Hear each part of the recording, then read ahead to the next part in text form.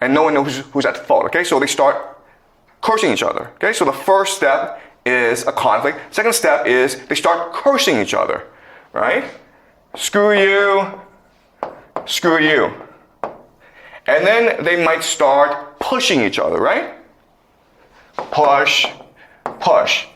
And then they hit each other, okay? Punch, punch. And then they start the fight. And then one pulls out a knife and the other pulls out a gun. All right? And then B shoots dead A. Fight over, right? Okay. So there are certain things that we need to keep in mind about this example.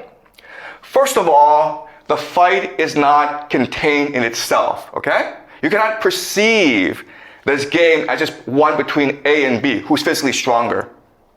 There are other players involved as well. Okay, so for example, there are spectators or friends. There's a crowd watching you, okay?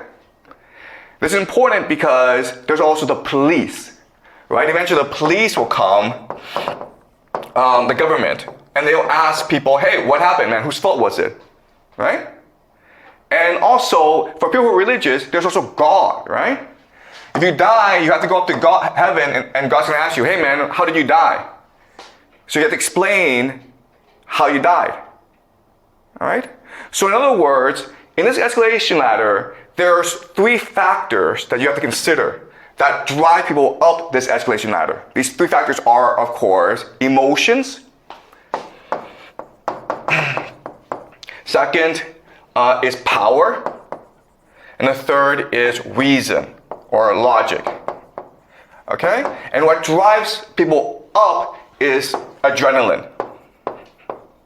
In other words, it is impossible to skip the escalation ladder, right? You don't go from like, hey, screw you, to like the guy pulling out a gun and shooting you, okay? You have to go up step by step by step because adrenaline is rushing in your system.